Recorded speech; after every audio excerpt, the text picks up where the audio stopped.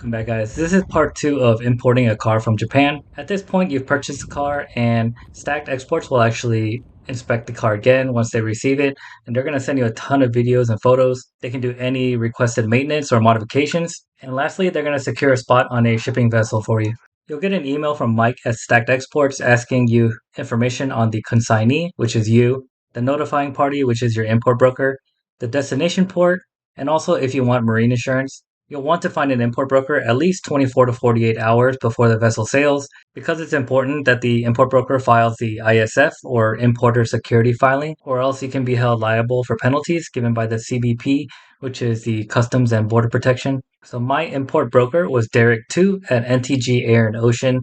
I highly recommend reaching out to him if you end up purchasing a car. He's very good at replying in a reasonable amount of time, and also he was able to clear my car for me pretty easily. Now, once your car is confirmed to have been loaded onto a boat, you can go to websites like marinetraffic.com and track your boat in real time. But trust me, it's not worth refreshing every minute because the ETA they give you is pretty precise. Within a few days of the shipping vessel departing, Stacked Exports sent me an invoice of every expense incurred, such as the cost of shipping my export certificate and shift knob, the cost of transporting the vehicle to the port, the actual RORO fees, and the other ones listed here. But don't worry, the guys at Stacked are really good at estimating costs. The actual cost of shipping the car came out to be less than their quoted amount, so I had a credit with them. They'll also send you a link to a Google Drive folder containing all the documents you'll need for the import broker, such as the bill of sale, bill of lading, and shipping invoice. At this time, once you square away your balance with Stacked Exports, their services are completed. This is when the import broker starts his role in the process. Here's a breakdown of the services he'll perform. Of course, the rates are always subject to change, but this is the rate I was given at the time of making this video. All of these things are required in order to clear customs, and things like the EPA and NHSTA documents are actually required for titling the car. If purchasing a passenger vehicle, the customs duties will be 2.5% of your purchase price, which is on the bill of sale. Also, they'll pay the wharfage fee, which is the facility that loads and unloads your car for you. While your broker is filling out forms,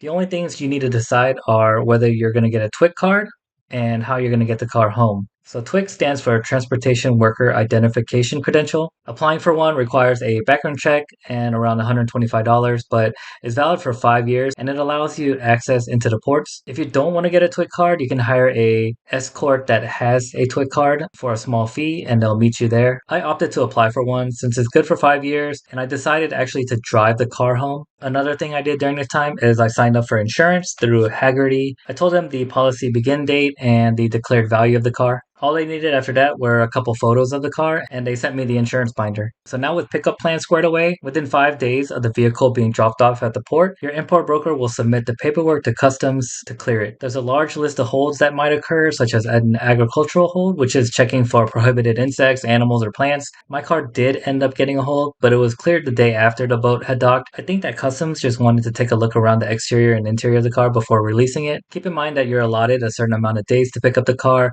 or they'll start charging you a storage fee. So the wharfage company is going to email you and your import broker.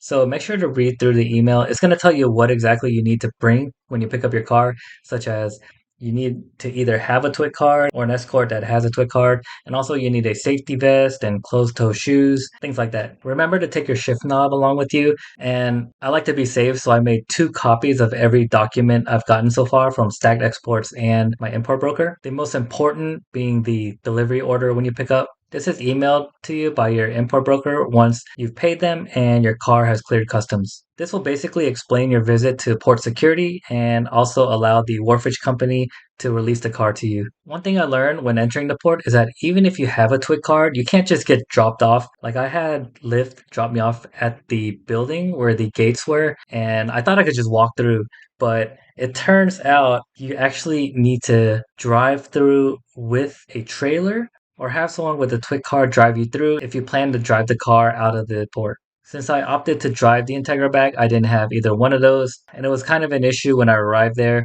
Luckily, the lady at the front desk was super helpful. She asked a port security worker to give me a one-time courtesy escort to where my car was held. They were really understanding with me since it was my first time doing anything like this. All right, guys, we made it. Check out the port.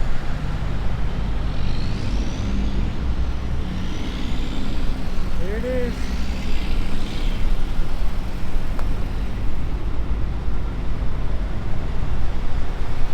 cranked up, no issues. So is it okay to drive your car back home without a title and registration? I honestly don't know, but since I had all my paperwork with me and the car was insured, I figured I would just drive super safe home. And if I did get pulled over, I'll try to explain the situation. I just picked up the car and it's a new purchase, but luckily I didn't have to. So let's talk about titling and registering your car. It was actually a lot easier than I had expected.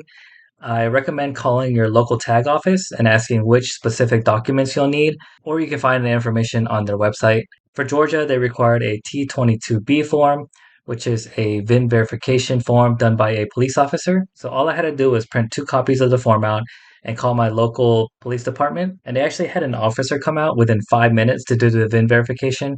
And he was happy that I had 2 copies in case he made a mistake on it. You don't fill out any part of the form, they'll do all of that for you. The other documents my tag office required were the following. So from Stacked Exports, they wanted the original export certificate.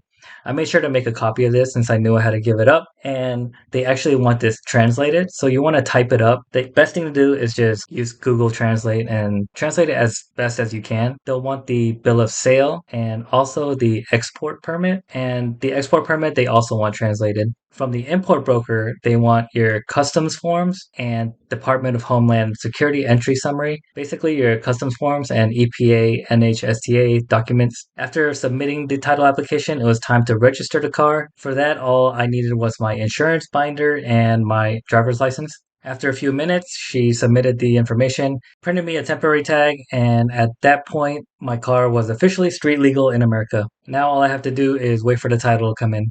I've noticed that a lot of guys are having terrible experiences with importers or people selling their car here that's already titled because some of the titles are actually invalid because they acquired them some sketchy way. Honestly, this felt like the most secure way for me to get the car here and titled. You're having the exporter in Japan physically inspect the car themselves. They're going to export it to you and give you all the required documents you need. And then your import broker is going to make sure it clears customs, and they're also going to give you everything you need to get the car titled and registered. It's a little bit more work, but you know exactly what you're purchasing, and you're not overpaying for a car that's already titled stateside. Stacked Exports and my import broker Derek made the entire process so easy. So that's it, guys. Remember to like and subscribe. You'll want to turn on notifications because I've already actually begun modifying the car, but I didn't want to post those videos until I had this import one done. Thanks for watching, guys.